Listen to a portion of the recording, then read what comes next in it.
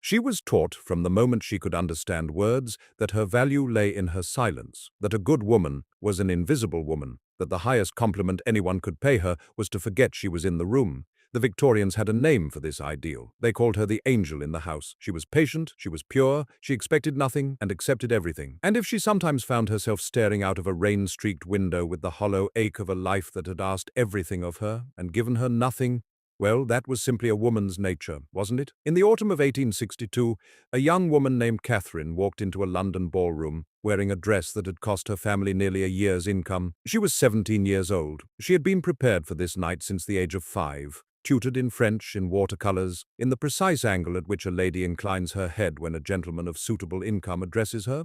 She could play the pianoforte well enough to entertain, but not so well as to appear ambitious. She could discuss the weather, the latest sermon, and the relative merits of various watering places without once venturing an opinion that might be mistaken for intelligence. She had been trained, in other words, to be desirable, and to be desirable meant, above all things, to be unthreatening. Her mother had starched her petticoats herself, had laced Catherine's corset so tightly that the girl could only take shallow breaths, the boning pressing into her ribs with every heartbeat. In the carriage on the way to the ball, her mother had leaned close and whispered the words Catherine had been hearing in one form or another her entire conscious life.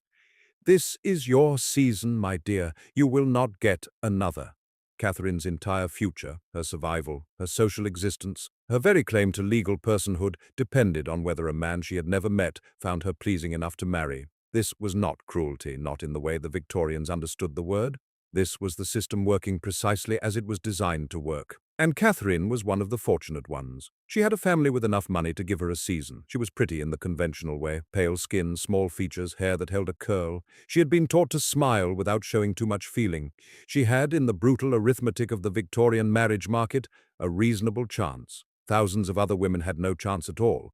And they knew it. They knew it with the cold clarity of a winter morning in a house where the coal had run out and there was nothing left to burn. Before we go further into this story, and it is a story that demands to be told without flinching, I want to pause and speak with you directly. If you are finding value in this kind of historical documentary, in these deep excavations of forgotten lives and uncomfortable truths, please consider subscribing to this channel. Every subscription helps keep these stories alive. It helps fund the research that goes into bringing real people and real history back into the light where they belong. These were not statistics. These were human beings. They deserve to be remembered. Now let us return to Victorian England, where the expectations placed on women were not merely restrictive, they were, in the most literal sense, deadly. To understand what was expected of a Victorian woman, you must first understand what the Victorians believed a woman was. In 1854, a poet named Coventry Patmore published the first part of a long narrative poem called The Angel in the House.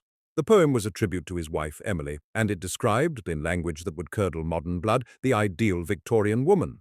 She was, in Patmore's vision, a creature of pure self-sacrifice. She existed not for herself, but for others. Her pleasure came from pleasing. Her will submitted cheerfully to her husband's. She was patient under suffering. She was modest in all things. She was, and this was the highest praise Patmore could imagine, essentially invisible. The poem was enormously popular. It went through edition after edition. It was quoted in sermons, in domestic manuals, in the advice literature that flooded Victorian drawing rooms, and it did not describe one man's wife. It described what an entire society had decided a woman ought to be. The name stuck. The angel in the house became shorthand for the Victorian feminine ideal, a woman who was pure, submissive, domestic, sexually innocent to the point of ignorance, and wholly devoted to the care of others. She was not supposed to want anything except to be wanted. She was not supposed to achieve anything except the moral elevation of her household.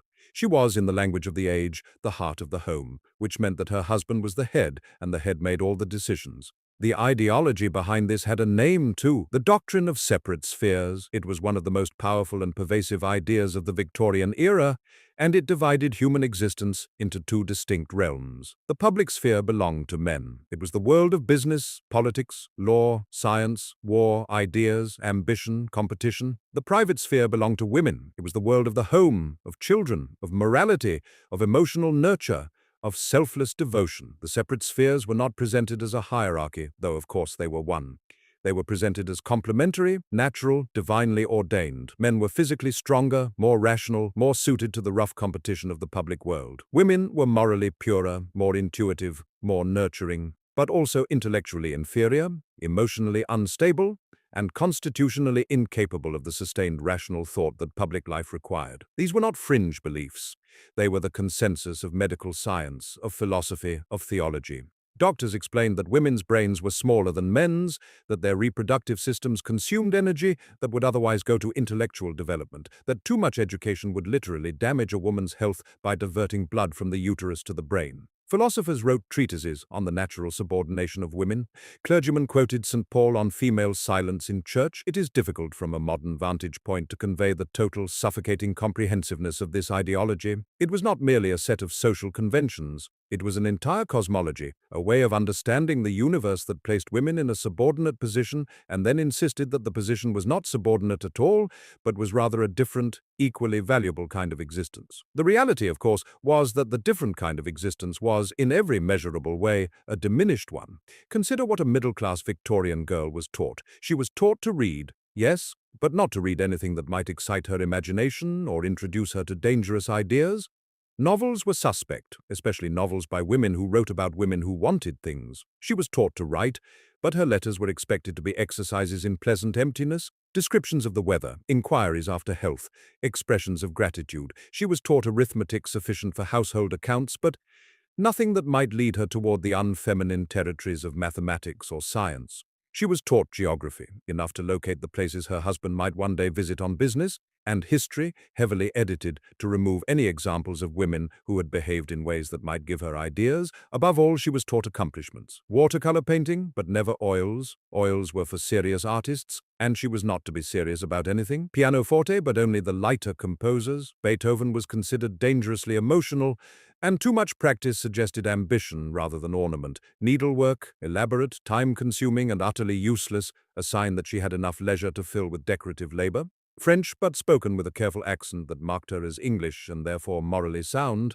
Dancing, with the precise degree of physical contact that the rules of propriety permitted. She was not taught Latin, because Latin was the language of scholarship and the professions, and she would enter neither. She was not taught Greek, because Greek contained ideas that were not suitable for the female mind. She was not taught science beyond the most rudimentary natural history, pressed flowers, a knowledge of birdsong, because real science involved the kind of systematic inquiry that was considered actively harmful to female intellectual development. She was taught, in essence, to be ornamental, and the ornament was expected to be grateful for the frame that contained it. The education of working-class girls was different in content, but identical in message. A working-class girl learned domestic service, or factory work, or needle trades. She learned, that is, to be useful, but she learned equally that her usefulness was always in the service of others, that her wages, if she kept any of them, were a concession rather than a right, that her body was subject to the authority of her employer in much the same way it would one day be subject to the authority of her husband, that she was worth at best a fraction of what a man doing the same work would be paid, and that this was neither unjust nor unfair, but simply the natural order of things. The result was a generation of women who had been systematically deprived of the tools to understand their own situation, and then blamed by that same system for not understanding it.